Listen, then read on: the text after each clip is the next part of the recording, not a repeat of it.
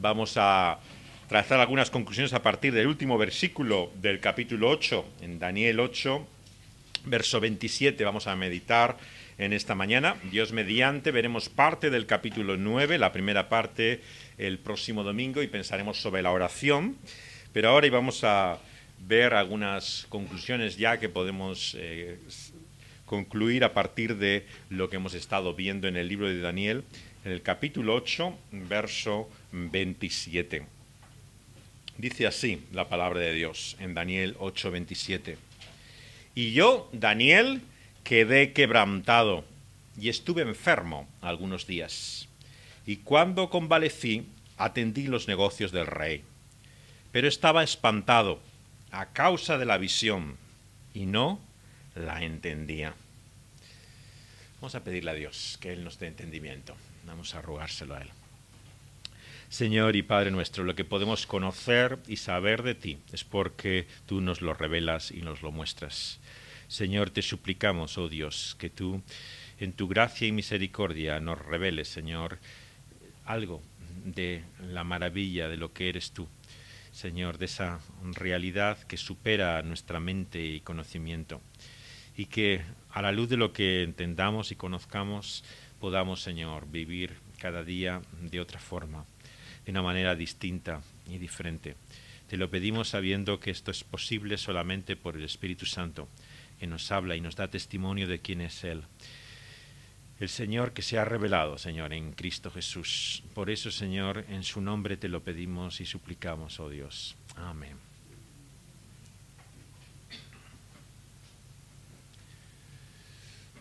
Una de las obras de teatro más conocidas, sin lugar a dudas, que hay en la historia de la literatura es una obra de apenas un par de personajes que están en el escenario al lado de un árbol esperando. De ahí viene su título, Esperando a Godot. Godot, a lo largo de la obra, no sabemos quién es. Están estos personajes pasando el tiempo, intentando de alguna forma encontrar razón o sentido a su vida, pero en esa espera parece que está el sinsentido y absurdo de la vida. Por eso es que esta obra se suele enclavar dentro de lo que se ha denominado el teatro del absurdo, que describe la falta de sentido y de propósito en la vida. Muchos han visto también el cristianismo como algo así.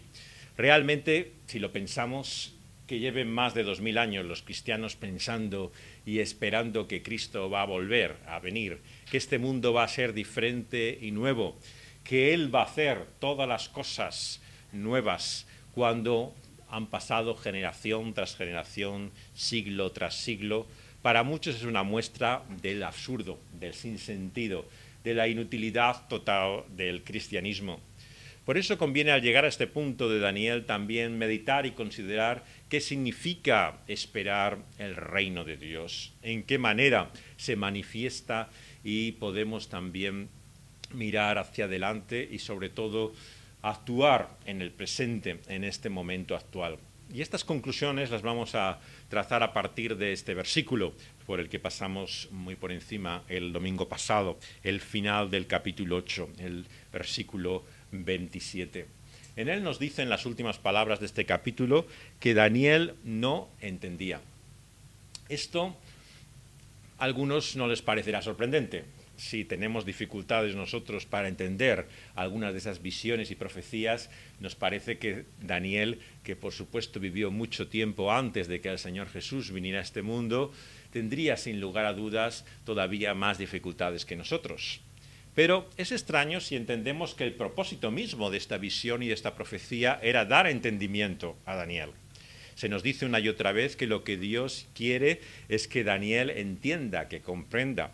Esta revelación les dado a él para que sea transmitida a su pueblo, para poder adquirir la luz que necesitan, en donde está el conocimiento del cual venga la fuerza, la visión, la perspectiva de la cual están en falta en ese tiempo en el exilio en Babilonia.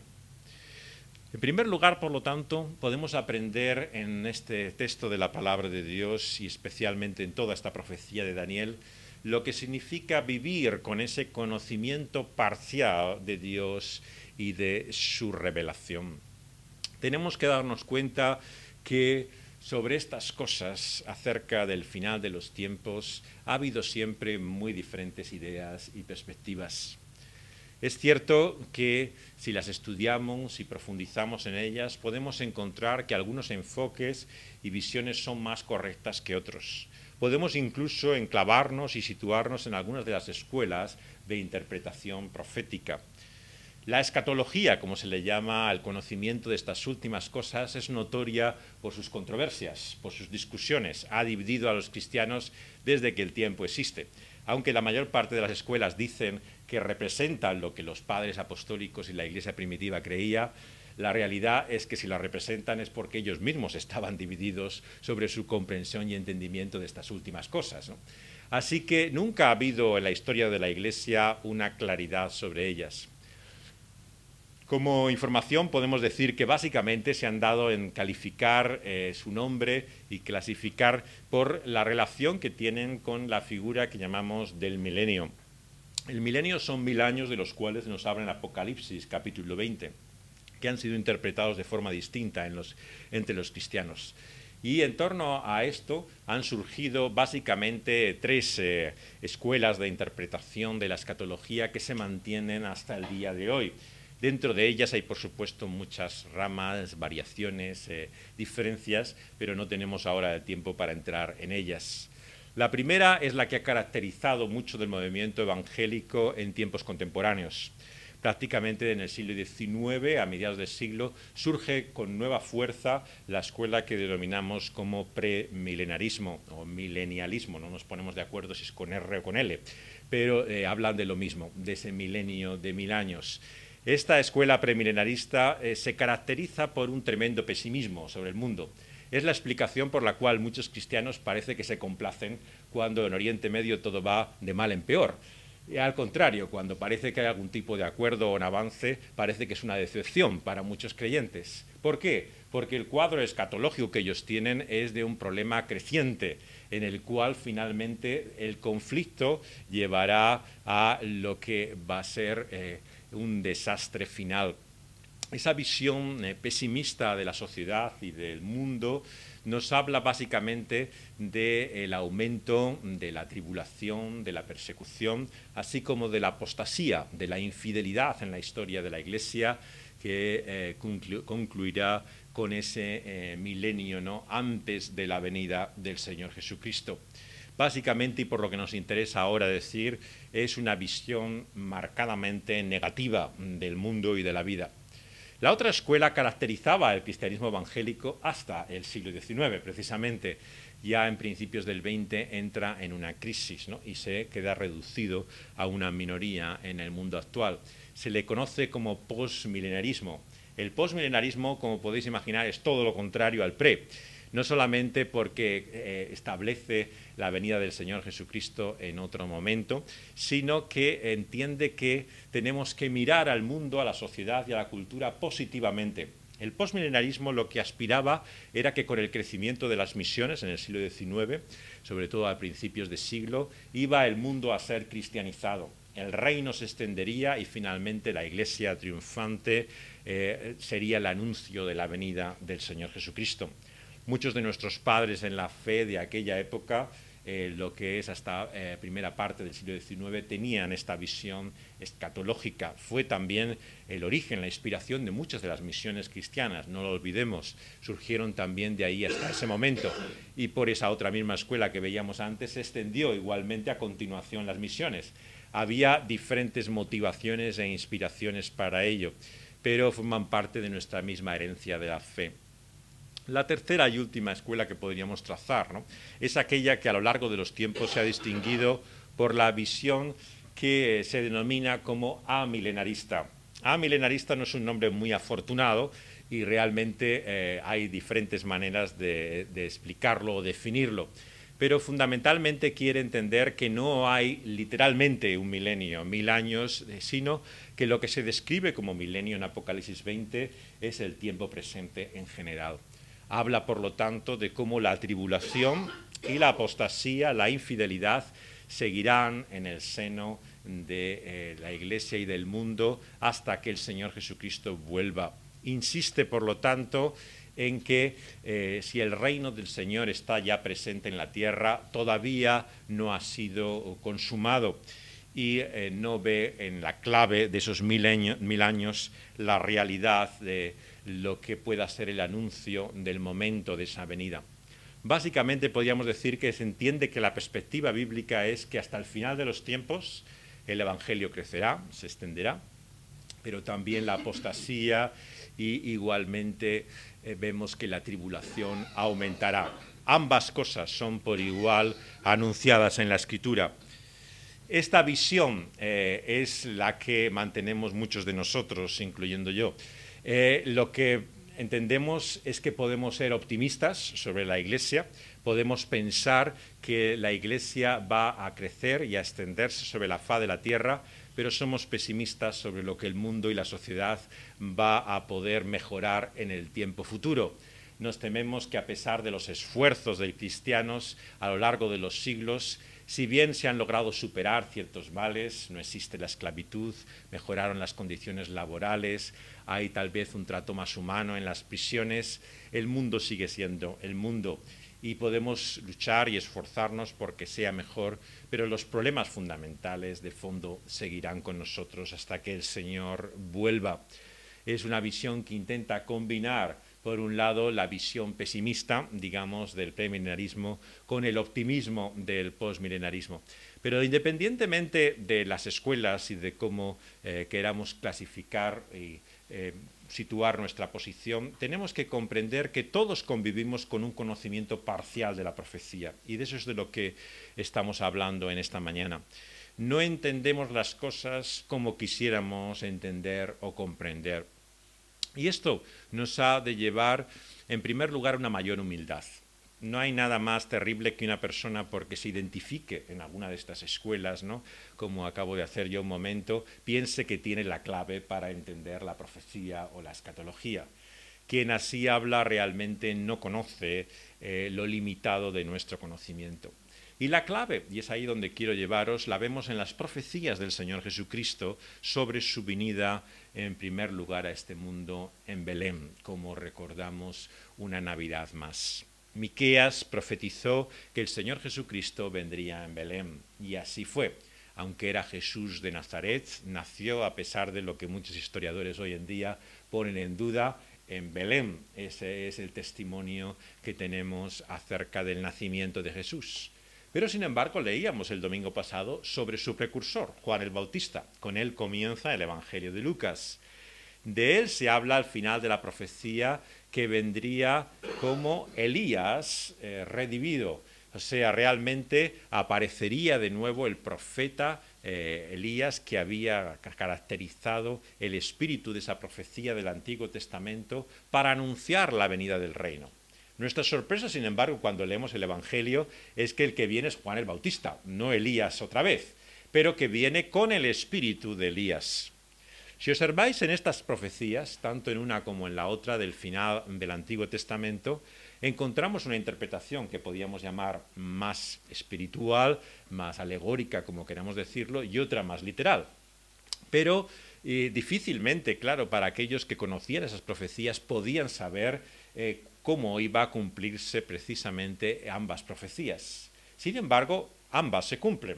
Una vemos que se cumple literalmente en la venida del Señor Jesucristo al mundo, naciendo en Belén, pero la otra se cumple espiritualmente, digamos, de una forma más simbólica y alegórica en el espíritu que muestra Elías, representado también en el ministerio de Juan el Bautista. Él llama al arrepentimiento y a la preparación para la venida del reino, como Elías lo había hecho con ese mismo espíritu, pero es Juan el Bautista.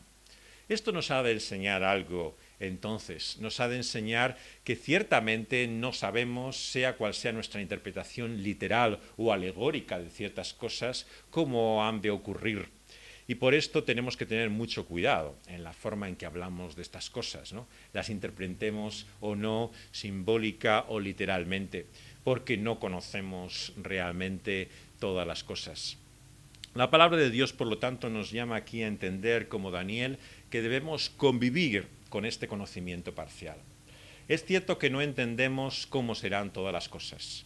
Por resumirlo de alguna forma, yo diría a la pregunta famosa de cuándo y cómo será el fin de todas las cosas, podemos decir, el Señor sabe. El Señor sabe porque Él es el que tiene el conocimiento último de todas ellas. Pero nosotros sabemos ciertas cosas y sobre ellas y a la luz de ellas vamos a ver que tenemos que vivir. ¿Qué es lo que sabemos? Sabemos, como hemos visto, fundamentalmente que Dios está al control de todas las cosas, tanto de la historia como de nuestra vida personal. Y esto es lo que ha de cambiar nuestra vida, el conocimiento de un Dios soberano, Señor de los tiempos, que tiene cada día de nuestra vida en sus manos. Y al mismo tiempo, el anuncio claro del Señor Jesucristo que volvería en la carne, en el cuerpo. No hay lugar para una interpretación alegórica, simbólica o espiritual de la segunda venida de Cristo. Esto es lo que han hecho las sectas y las herejías, los movimientos que se han apartado de la verdad del Evangelio. Pero el cristianismo realmente fiel siempre confesará la venida en carne del Señor Jesucristo de nuevo a este mundo. Sabemos que su venida traerá el juicio y también la realidad de su reunión con su pueblo, una nueva creación de cielos y tierra. Todos los cristianos creemos también que independientemente del momento o del tiempo, el Señor hará nuevas todas las cosas.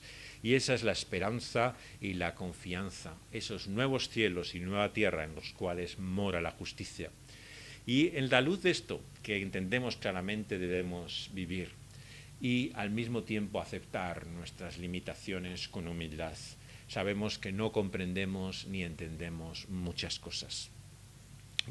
El Señor Jesucristo mismo, por supuesto, en esta tierra mismo nos dijo que Él, tal y como estaba encarnado en su carácter humano y en humillación, no sabía el día en el cual habría de volver. Por lo tanto, cuidado con aquellos que anuncian el momento de la segunda venida del Señor Jesucristo. No han sido tristemente solamente las sectas las que tienen una gran afición a poner fecha a la segunda venida de Cristo, sino tristemente muchos que podríamos creer que eran cristianos fieles han jugado con estas fechas. Y realmente no hay iglesia, tradición o denominación que no haya sufrido de esta lacra. Una y otra vez vemos continuamente que se especula y se juega con una venida de la cual no sabemos el momento. Por lo tanto, tenemos que aceptar con humildad, siguiendo el modelo del Señor Jesucristo. ¿Qué hizo el Señor Jesucristo cuando no sabía en qué día y momento volvería a este mundo? Al no conocer la hora, vivió en dependencia del Padre. Una y otra vez confió en Él y hizo la obra que el Señor le había encomendado. Ese es el ejemplo y el modelo que nosotros tenemos. El Señor Jesús mismo. Él vivió también sabiendo que en las manos de su Padre estaba el acabar esa misma obra que Él había determinado que el Señor Jesucristo hiciera cuando Él volviera. Y así también tenemos que vivir nosotros. En segundo lugar, vemos también que la palabra de Dios nos muestra que esto no lo vive con indiferencia, como una peculiaridad.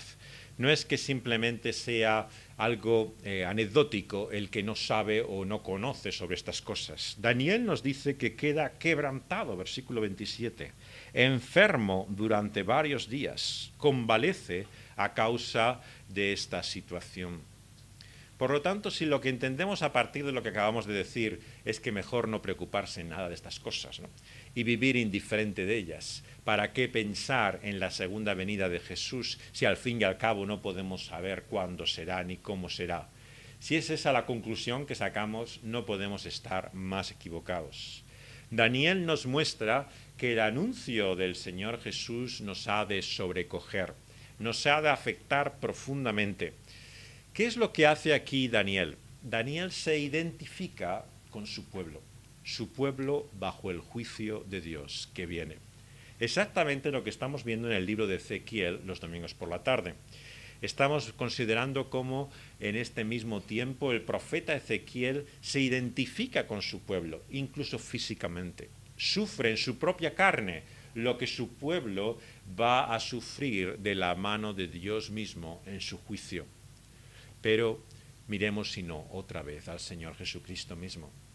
¿Por qué, si el Señor Jesús sabía que su juicio caería recta y justamente sobre los hombres, cuando mira aquella ciudad, Jerusalén, llora? Llora con amargas lágrimas ante la realidad del juicio de Dios. Se identifica con su pueblo, con el que sufre, con aquel precisamente que en su pecado vive en rebeldía a Dios. ¿Cómo fue conocido el Señor Jesucristo entre aquellos que fueron sus contemporáneos? Como aquel que vivió cercano a publicanos y pecadoras. Exactamente lo que muchos cristianos no hacemos. Consideramos que si vivir consciente de la segunda venida del Señor Jesucristo y de su justicia es algo, es vivir en una fidelidad tal que nos aleja de aquellos que nos rodean. Exactamente lo contrario a lo que el Señor Jesús hizo. El Señor Jesús nos anuncia la realidad de su juicio en su segunda venida, pero vemos que eso no le deja indiferente. Él comparte y busca identificarse con el perdido. La verdadera Iglesia y el cristianismo evangélico así lo ha sido en sus mejores momentos. Ha tenido pasión por los perdidos. Y por lo tanto no hay mayor caricatura y perversión de la Iglesia cristiana que un club de santos que vive lejos del mundo y de sus necesidades. Quien realmente entiende así el cristianismo no comprende el cristianismo de Cristo. Es otra cosa lo que está viviendo. El Señor Jesús se identificó, sufrió con los padecimientos que la humanidad tiene en su pecado y en su rebelión.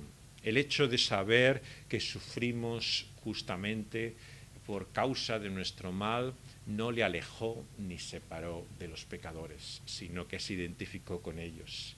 Y ese es el ministerio profético, y al que Cristo también nos llama todavía hoy. No lo olvidemos, la identificación con el Señor Jesucristo. En tercer lugar, vemos también aquí que una vez convaleciente y enfermo, se levantó y atendió, versículo 27, los negocios del rey. ¿Qué es, por lo tanto, la respuesta de Daniel al anuncio de este juicio, de la realidad de lo que ha de venir? Seguir sirviendo en esa cultura y sociedad pagana a un rey nada ejemplar como era Belsasar, versículo 1 de este capítulo 8.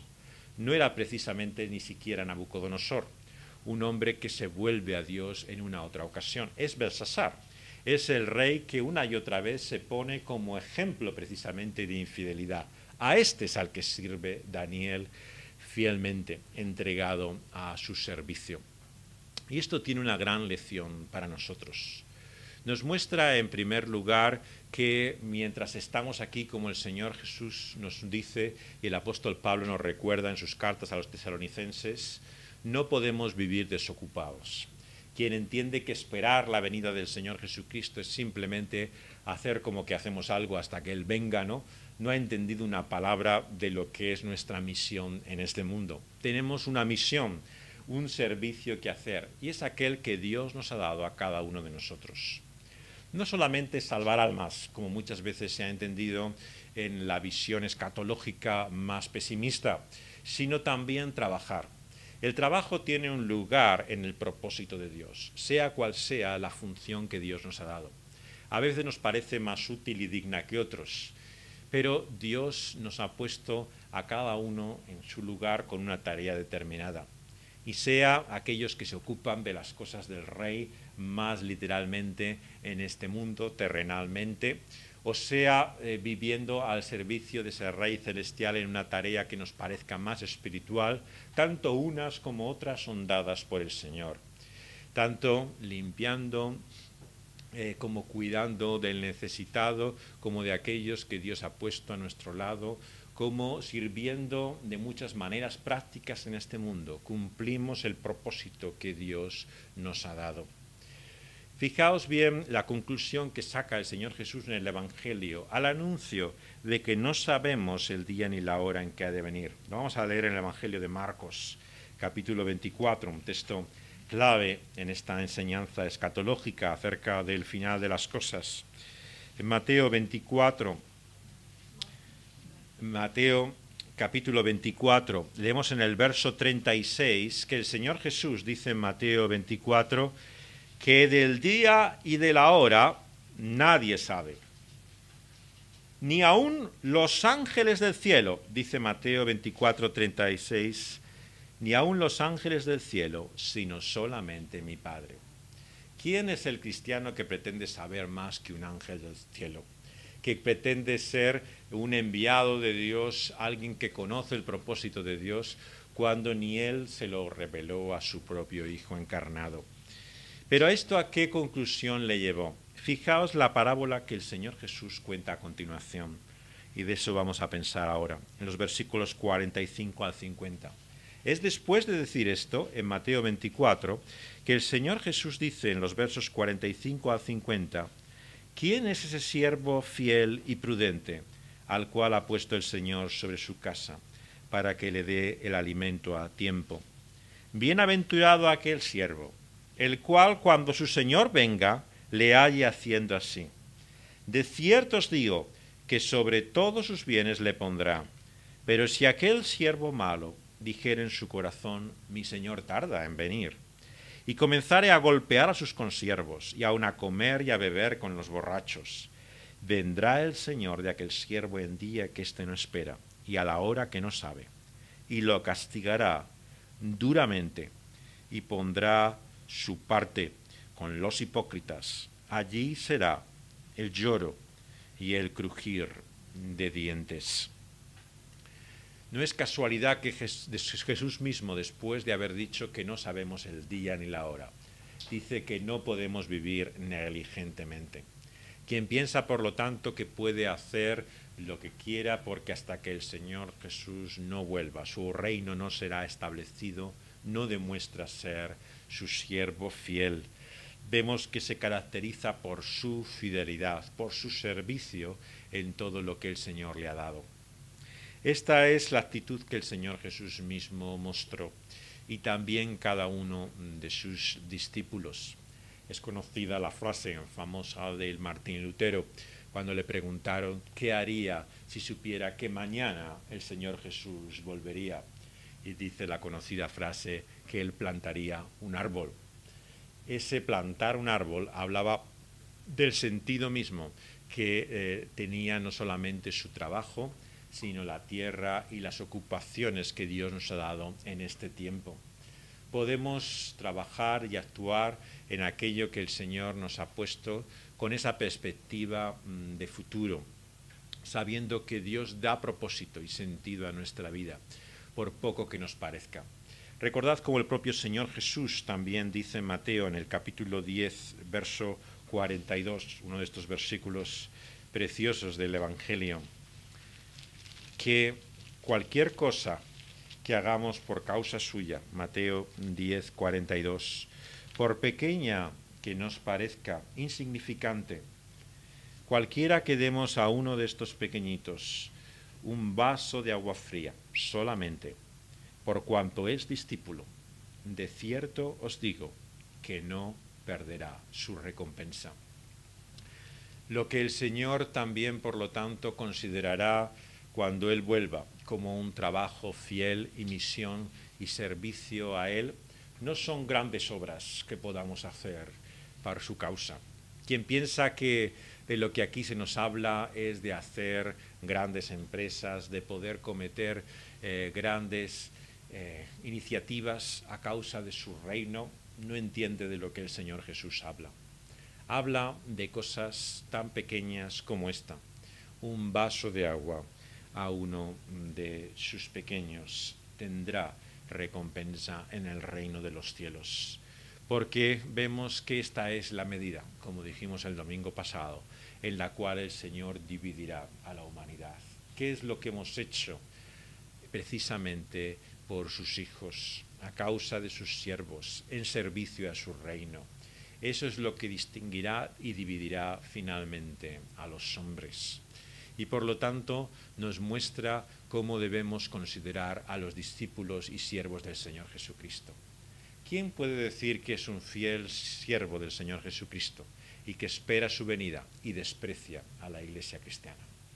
¿Cómo puede haber alguien que pueda ser seguidor suyo y no se molesta ni en conocer a esas personas, ni en saludarlas, ni tener relación con ellas?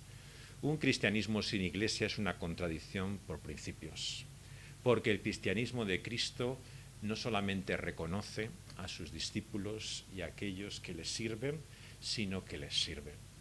Se caracteriza precisamente por una relación de amor y servicio en la comunidad cristiana. Así que la palabra de Dios nos llama una y otra vez a buscar así nuestra misión y papel en este mundo, estando ocupados en las cosas de Él. Finalmente hay una última característica que queremos mostrar también en este versículo de Daniel, capítulo 8. Nos dice que estando de esta forma, así atendiendo los negocios del rey, estaba espantado a causa de esa visión, no la entendía. Pero, sin embargo, anhela y espera, clama, gime literalmente, está en quebranto, en espanto, buscando al Señor y a su reino. Finalmente, lo que nos muestra la actitud de Daniel no es no solamente identificación con el necesitado y con la realidad de ese juicio, sino cómo profundamente le conmueve la necesidad de que ese reino de Dios sea consumado, sea realizado finalmente. Así el cristiano es aquel, nos enseña el Señor Jesucristo, que clama y busca, anhelando y deseando la venida del reino de Dios. Es aquel que espera, por definición. ¿De qué nos hablan cada una de las parábolas del Señor Jesús en el Evangelio si no es de esto? De estar alerta, despierto, de esperar la venida del Señor Jesucristo. Por lo tanto, esta es una característica finalmente esencial y fundamental del verdadero cristianismo, clamar y esperar la venida del Hijo. ¿Y de qué forma podemos así buscar la venida del Señor Jesucristo y esperar en Él? De la manera finalmente que el Señor Jesús también nos lo muestra. Nuestra lectura en este texto, como en todo este libro, ha de ser profundamente cristocéntrica. El Señor Jesús nos muestra en su carne, en su vida, la realidad de lo que el Señor espera de nosotros. ¿Quién vivió así fielmente entregado al Señor y sirviéndole, pero esperando también, anhelando y deseando la consumación de ese reino, sino el Señor Jesucristo? El Señor Jesucristo es finalmente no solamente el modelo, sino incluso la fidelidad y obediencia que sustituye nuestra propia infidelidad y desobediencia. Porque aquí también está la buena noticia. Hacemos un flaco servicio no solamente a la Iglesia cristiana, sino a cada uno de nosotros, si ocultamos el Evangelio ante las demandas que el Señor nos da. El Señor Jesús, ciertamente con su obediencia y fidelidad, es también en su misión aquel también que por su sustitución obra a causa de nuestra propia infidelidad y desobediencia para el perdón y la vida de fidelidad y obediencia que el Señor espera de nosotros. No es solamente por su muerte que encontramos el perdón para nuestro castigo, sino que es también, no lo olvidemos nunca, por su obediencia activa, por la vida entregada al Señor Jesucristo, que ustedes y yo somos justos delante de Dios. No lo olvidemos nunca. No es solamente el perdón del castigo lo que esperamos de Cristo Jesús. Lo que esperamos es que su obediencia sea nuestra obediencia. Por lo tanto, aunque no debemos caer en la negligencia, aunque no debemos vivir indiferentes, somos conscientes de que no servimos al Señor como debemos, que no vivimos entregados a Él y a su causa como tendríamos que hacerlo. Pero el Señor Jesucristo es también no solamente el ejemplo, sino la entrega y fidelidad que nosotros necesitamos. Y es así, por eso, que en esas palabras que acabamos de leer, acerca de lo que hacemos por los más pequeños, por cada uno de ellos. El Señor Jesús se identifica con los suyos. Recordar cómo el Señor Jesús les dice que lo que hicisteis a ellos, a mí me lo hicisteis. El Señor Jesús está unido a su pueblo. Cuando Pablo persigue a la iglesia como Saulo, aquel que estaba todavía lleno de odio y de rencor contra los primeros cristianos, el Señor Jesús le muestra que es a él a quien está persiguiendo. Una y otra vez se identifica con ese pueblo, ciertamente lleno de contradicciones, de limitaciones, de infidelidad. La iglesia apostólica de la que leemos en el Nuevo Testamento es una iglesia lejos de ser perfecta, pero santificada por el Señor Jesucristo, hechos santos a causa de Cristo Jesús. El Señor nos quiere mostrar aquí quién es nuestro Dios. Y finalmente es esta la meditación que debemos llevarnos cada uno de nosotros. ¿A qué Dios servimos? A un Dios que simplemente nos demanda, nos exige cosas, a un Dios que tiene autoridad y que un día nos va a pedir cuentas. Si esa es nuestra visión de Dios, no es extraño que actuemos tan servilmente. No es tan raro que nos comportemos de esa forma tan miserable, pensando que tenemos un Señor exigente y duro, como pensaban en la parábola del Señor Jesucristo sus siervos, que creían incluso ese hijo mayor que servía a su propio padre, que finalmente no le había dado lo que realmente él merecía. Pero el Señor Jesús nos muestra que Él no es ese Dios y ese Padre, sino que es un Dios lleno de gracia, que se ha identificado con su pueblo en sus necesidades, que ha sufrido nuestro propio castigo, que ha padecido él mismo nuestro juicio. Porque hizo que profetas como Ezequiel, estamos viendo por las tardes, sufriera e identificara en su propia carne el mal que había de venir contra su pueblo infiel que le había olvidado, porque anunciaba lo que hemos leído en la epístola de Pedro. Los profetas, sin ser conscientes, sin saberlo ellos, anunciaban a aquel que habría de venir, Cristo Jesús. Como el apóstol Pedro nos dice, es de él de quien nos hablan profetas como Daniel y Ezequiel, de aquel que habría de venir siendo Dios mismo, hecho hombres. Como un año más podemos recordar, el Señor se humanó, se hizo como uno de nosotros y padeció el triste destino de los hijos de Adán. Él fue el que, como Daniel aquí, quedó quebrantado. Fue experimentado en quebrantos, anunciaba Isaías, varón de dolores.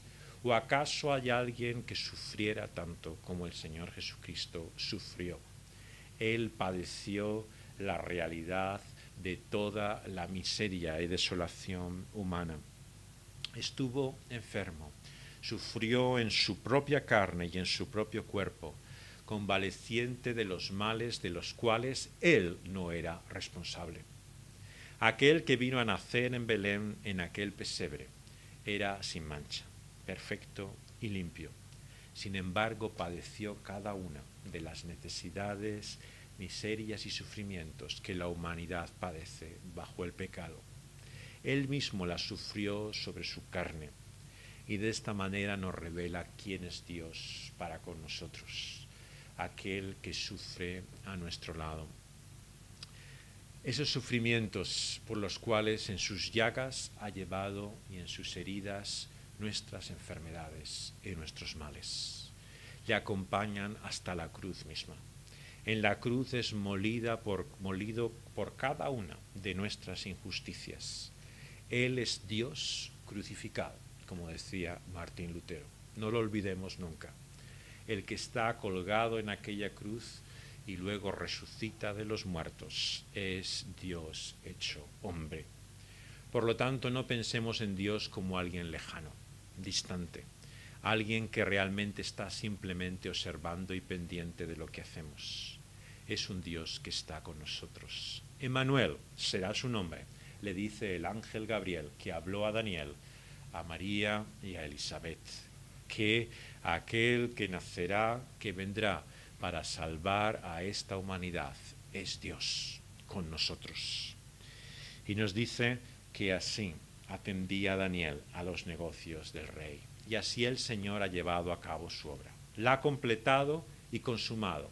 Su salvación ya es una realidad, pero todavía no disfrutamos la realidad de ese reino consumado. Todavía no lo vemos de la manera que esperamos que será cuando el Señor Jesús vuelva. Por eso decimos ya, pero todavía no. Su reino está entre nosotros. Cristo Jesús lo ha inaugurado, pero todavía no ha sido consumado. Y espantado a causa de esa visión, Daniel no la entendía. Y así el Señor Jesús, podemos imaginar que en esa contradicción de pecadores, Él limpio y justo, sin mancha, sin embargo, sufrió en su mente lo que ninguno de nosotros podemos imaginar. ¿Cuántas veces, finalmente, queridos amigos y hermanos, pensamos en el Señor Jesús y su dolor físico? Las películas, como la de Mel Gibson, han querido sentir en la carne misma, en su piel, qué fue lo que el Señor padeció. Pero ¿sabéis una cosa? El Señor padeció mucho más en su mente y en su espíritu que lo sufrió en su propio cuerpo y su carne. ¿Cómo entender la realidad de ese Dios en la sombra de la cruz? Cuando el sol mismo de justicia se oscureció, cuando colgado de aquel madero clamaba: Dios mío, ¿por qué me has desamparado, me has abandonado? La expresión del Señor Jesús no es una imagen poética, es una realidad. Él sufrió el abandono de Dios. Él vivió el espanto que el ser humano no ha conocido. ¿Por qué? Porque si Él fue abandonado y desamparado, es para que ninguno más lo sea ya más. Por lo tanto, incluso en nuestro abandono, cuando nos lo aparezca, ya no estamos solos. El Señor está con nosotros. Él nos acompaña en esa noche y nos anuncia el amanecer de un nuevo día, la victoria de la resurrección. Es cierto que todavía no conocemos ni entendemos, pero dice el apóstol Pablo a los Corintios, capítulo 13, pero un día entenderemos y conocemos como somos conocidos y entendidos por Él. Ese día veremos las cosas como Él es. Ahora vemos como por espejo. No entendemos ni discernimos, pero cuando estaremos en su presencia, comprenderemos que en las manos de ese buen Dios, la historia y la creación lleva a un final feliz. Porque Él reina, porque el Cordero está sentado en el trono, es que tú y yo tenemos esperanza y esperanza de nueva vida. Vamos a pedírselo así al Señor Jesús. Vamos a orar. Señor, en esta mañana queremos confesar y reconocer nuestra ignorancia. Perdona nuestro orgullo, la soberbia, Señor, con la que muchas veces hablamos de ti, como si supiéramos y conociéramos, como si pudiéramos discernir, Señor, aquellos decretos inescrutables que están, Señor, en tu propósito eterno. Señor, confesamos que sabemos muy poco, que entendemos, Señor, pocas cosas, pero lo que hemos entendido y comprendimos es porque tú nos lo has revelado, nos lo has hecho entender así por tu palabra. Queremos, por lo tanto, como el profeta, poder, Señor, vivir en ese conocimiento parcial, a la luz de las cosas que entendemos y percibimos de ti. Señor, te queremos suplicar que este conocimiento nos cambie, que realmente nos lleve a una nueva vida. Señor, que nos identifiquemos con esta humanidad que tú nos revelas, que está bajo tu juicio, que la ira de Dios, Señor, está sobre esa humanidad rebelde que vive, Señor, en oposición a ti. Señor, haznos ver no solamente la realidad de nuestro propio pecado, sino haznos sentir, Señor, el triste destino de esos hijos de Adán, que podamos comprender, Señor, la realidad que esperan cada uno de los que nos rodean y nos identifiquemos con ellos. Que nos conmovamos, Señor, por su estado espiritual delante de ti. que no seamos indiferentes.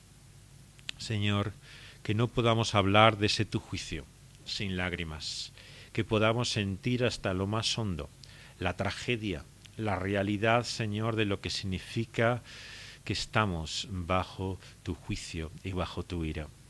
Señor, llévanos así a llorar más por aquellos que están perdidos, a buscar de todo corazón, Señor, que puedan descubrirte a ti, Señor, en tu Hijo Jesucristo, como el justo, cuya justicia, Señor, puede darles esa justicia por medio de la fe.